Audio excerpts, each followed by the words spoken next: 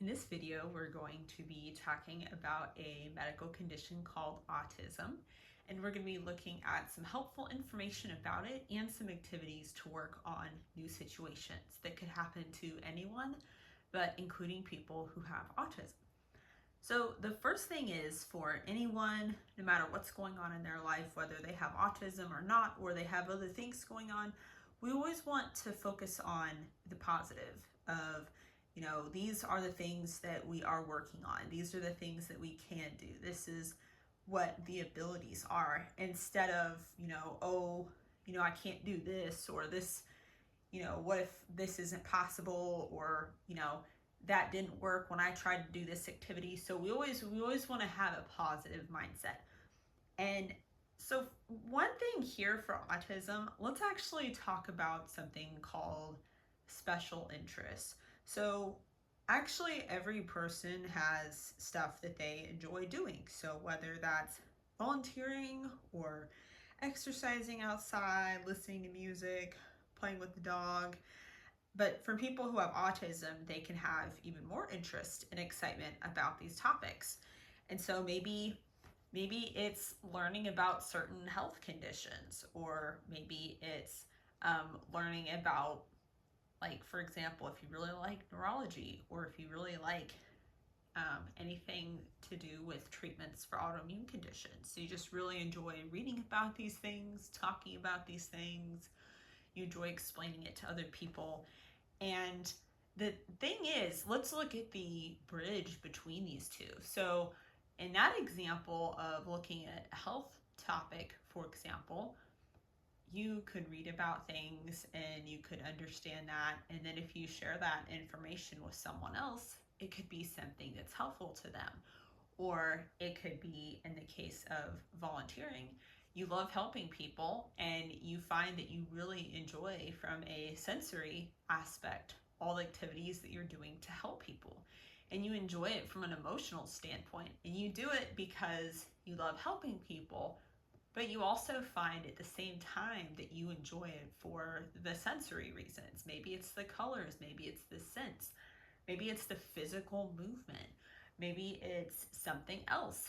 It's a sense of down to earth, or this joy of these ways of helping people. And so I do want to mention here that these things can actually overlap. Just like in the other videos, I had talked about obsessive compulsive disorder, and it may not be one box over here, like one theme over here, or this thing over here. They could actually be overlapping. And that is good to, when we are able to look at it that way, because then you can understand better what's actually going on. All right, so one way you can tell if someone really likes it is if they're smiling. They really enjoy the activities that they're doing, or they laugh when someone else tells them like really interesting information about it, or they get new opportunities. They're super excited. So these are all emotions and expressions that people could have when they're enjoying the activities that they're doing.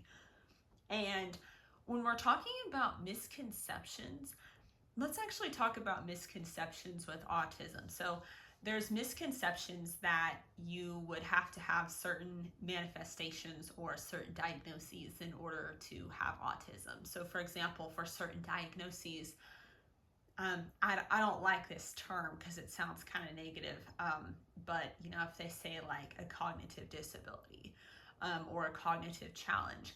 And so actually someone does not have to have anything going on cognitively. They don't have to have a disability with, respect to cognitive domain in order to be diagnosed with autism.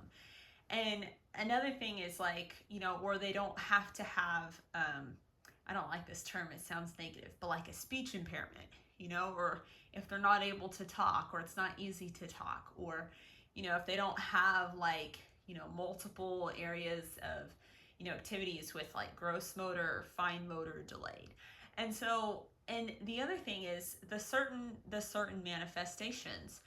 And so there's common things that people might think of with autism, like they're like the way it's described on the outside, it might sound like it's always super obvious, or oh, if you have autism, you're bothered by all loud noises, or that you do this same activity over and over and over. Like if you have a toy and you're like spinning the wheels on it over and over and over. And while some people might experience those things, and that, is accurate, and that can be a part of autism, not everyone's going to have those things. So just like in the other videos, we talked about obsessive compulsive disorder, that while yes, there may be some people out there who have a fear of germs, that is actually one part of one theme of, or a couple of themes of OCD. But that is a manifestation on the outside. It's an example of something that someone's experiencing. But we're actually here, we're looking at the underlying themes. And so for the person with the fear of germs, it could be related to contamination. It could be related to harm, OCD. It could be related to both. It could also be really visible on the outside, or maybe it's not visible on the outside. Maybe there's more of like an internal struggle that they're dealing with, or maybe it's, there's compulsions going on, but maybe it doesn't appear obvious to other people. And so I want to point out here that that is the same thing here with autism. So when I talk about certain manifestations, and when I talk about appearance, which is another category on here, it could be really subtle or it could be really apparent. And so sometimes there might be someone with autism in the public and it can be really apparent, or some other medical condition, like maybe they enjoy moving a certain way, or maybe they enjoy talking a certain way, or maybe they enjoy like vocal stemming. Maybe there's like certain noises or words or phrases they like to repeat. Okay. And then sometimes it's a little more subtle. Sometimes you can't really tell by just being around someone for a while. And so either way, they could still have autism. And so when we're talking about autism, I want to make a note here that if you have any preschool or elementary school report cards, developmental skills, anything related to that, that could also be helpful in diagnosing the condition. And if you don't have those things, that's totally okay too. You actually don't need them. I'm just pointing out that if you do have them, it could potentially be helpful. And so sometimes some other things that can be involved are, from some social aspects, when we're talking about sharing or playing or interacting with other people, or, understanding concepts.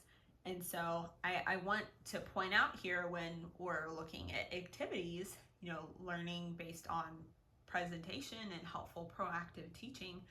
So let's look at an example here really quick.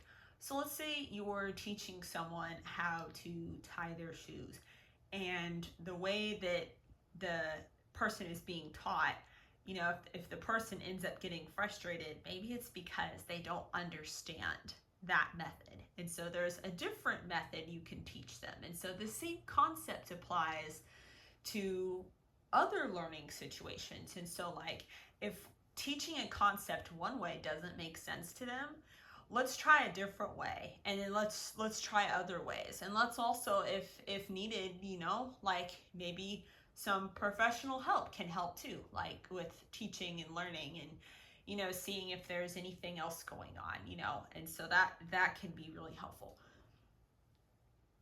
And then the other thing too is, let's see here. Yeah, okay, so sometimes in society there's like this there's this idea that like there's a quote right way to like do things, but that's not always the case. So for example, if you have if there's a person in front of you, and the reason why I didn't say, notice how I didn't say child here, because there's teens and adults with autism too. And so whether they were diagnosed when they were a kid or a teen or an adult, like they still have autism. And so that's why I'm not saying child here. But, you know, there might be some, there's this idea of like, if you give them a coloring page and you say, oh, they colored outside the lines, some people might think that like, oh, that's the wrong way to do it. But it might help to offer like a little bit of a more flexible perspective. Like, hey, and instead of, it being a negative thing, it's like, hey, I'm glad that you were working at using the crayons or the markers. I'm glad that, if you had fun making that, or, I like the colors, or that looks really pretty, or, so applauding someone's effort and their work and their attention and, their abilities, instead of, oh, it wasn't done to some certain standard or some preset criteria or whatever else. So that also applies to any sort of context with anyone with disabilities or different medical conditions, or even different situations going on in their life. We always want to take the positive perspective of, looking at what the person can do, right? Additionally, for teaching and learning and interacting, we also want to consider, this is for development in general, is the person able to understand and remember how to do the activities? And so there's a cognitive component, it's not just motor abilities, like muscle movements and things.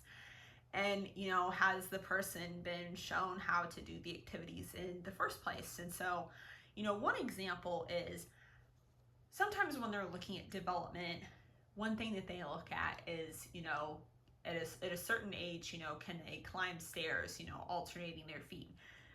And the thing is, though, like, that's great to look at that, but, we also want to look at, if they don't have stairs at their house, they may not know how to do that, right? And so it may not be, I don't like the term delay, but it may not be a delay in that. It's maybe that they haven't even been exposed to that before, right? They don't even know, like, what is this, right? And so we want to look at that. Or, social skills, interacting with people. If it's like, oh, it looks like they're having difficulty sharing. Well, maybe it's if they don't have any brothers or sisters, and so maybe they haven't had that social situation before, or, have they had play dates before, or have they gone to preschool, right? So we all want to look at these factors because sometimes there's more than one thing at play here. And the same thing, like I had talked about with OCD, there could be things that just pop in your mind. There could be things that other people say and do, or things that you say and do, like the person who has OCD, like things that they say or do, or things people around them say or do, right? So there's a lot of, things that just happen around them, right? And things they learn about. And so there can be multiple contributors going on at once to any given situation, any condition.